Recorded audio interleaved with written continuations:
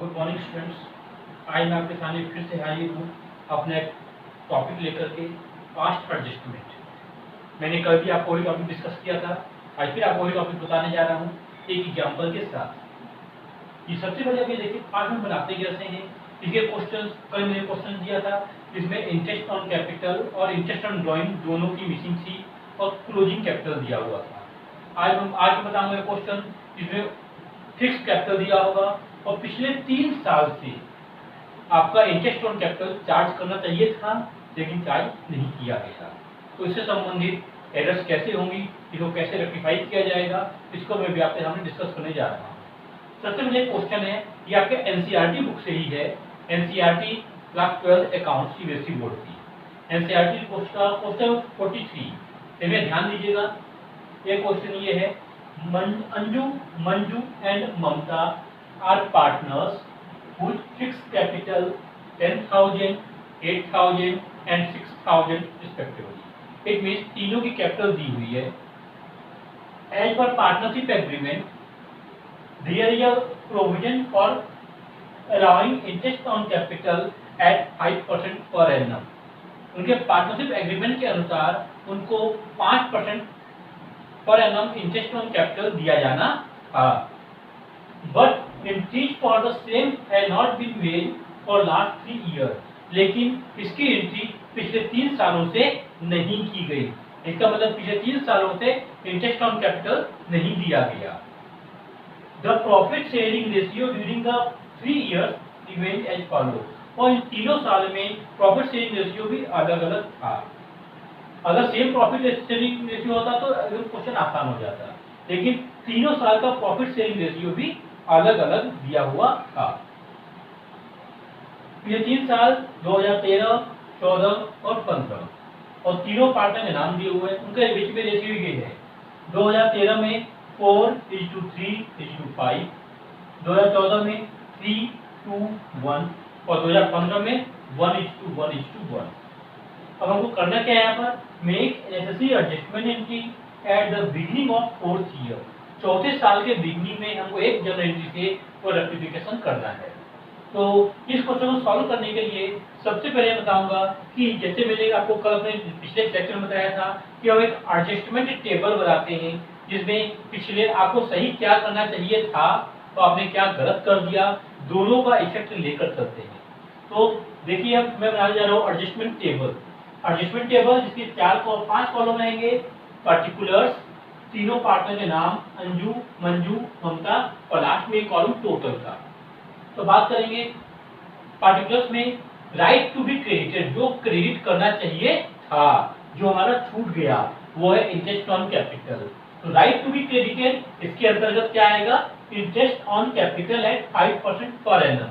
3 साल का था तो तीनों साल का इंटरेस्ट कैपिटल अलग अलग दिखाएंगे, 2013 का, 2014 का, 2015 का।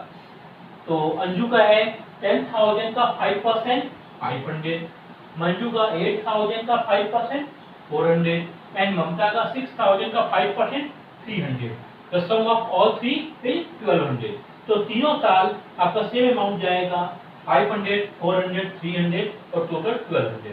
तो इन तीनों साल का टोटल आया अंजू का 1500, मंजू का 1200 और ममता का 900 और टोटल 3600 आ रहा है। अब हमने इंटरेस्ट ऑन कैपिटल चार्ज नहीं किया था, तो इंटरेस्ट ऑन कैपिटल अगर चार्ज करते तो आपका प्रॉफिट रिड्यूस होता। अगर चार्ज नहीं किया मींस आपको ज्यादा प्रॉफिट बांट दिया गया है, तो जो इंटरेस्ट ऑन कैपिटल था वही आपका प्रॉफिट के रूप में बांट दिया जाएगा। तो रॉन्गली क्रेडिटेड में प्रॉफिट के रूप में बांटा गया पैसा, वही जो इंटरेस्ट ऑन कैपिटल का पैसा था वही अमाउंट बांटेंगे। तो 2013, 2014, 2015 तीनों साल का अलग अलग रेशियो दिया हुआ है। 2013 में 4:3:5, 14 में 3:2:1 और 15 में 1:1:1।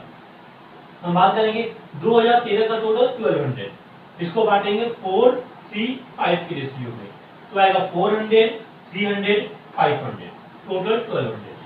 2014 का टोटल 1200, इसको बांटेंगे 3:1 की रेशियो में, 600, 400, 200 और टोटल 1200। और 2015 का टोटल 1200 बांटेंगे 1:1:1 में, 400, 400, 400 टोटल 1200। इन तीनों साल का टोटल करेंगे तो अंजू का आएगा 1400, मंजू का 1100 एंड ममता का 1100। तो टोटल आ गया आपका 3600। अब हम देखेंगे हमारा एडजस्टमेंट क्या कहता है। Right minus wrong, right to be credited minus wrongly credited. आपको अंजू का 1500 क्रेडिट होना चाहिए था, लेकिन केवल 1400 क्रेडिट किया गया है। इट मीन्स अंजू को 100 रुपये और क्रेडिट दिया जाना है।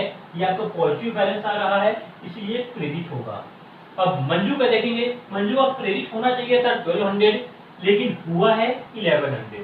इट मीन्स मंजू को भी 100 रुपये और दिया जाना है। मंजू कैपिटल 100 रुपये ज्यादा क्रेडिट होना चाहिए था, कम क्रेडिट हुआ है, तो मंजू भी पॉजिटिव बैलेंस है, तो मंजू का भी 100 रुपये क्रेडिट होगा। और बाद में देखते हैं ममता का राइट होना चाहिए 900 क्रेडिट, लेकिन गलती से 1100 क्रेडिट हो गया है। इट मीन्स ममता का 200 रुपये ज्यादा क्रेडिट हो गया है, मतलब ममता का 200 रुपये निगेटिव आ रहा है बैलेंस, तो ममता के कैपिटल अकाउंट को डेबिट कर दिया जाएगा बाई ₹200 और टोटल 3600 कुछ नहीं बचेगा। तो हमारी एक एंट्री पास हो रही है, Mamta account debit to Anju account to Manju account 200 100 100।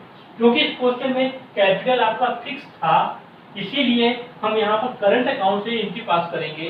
तो entry will be Mamta current account debit 200 to Anju current account 100 to Manju current account 100। धन्यवाद।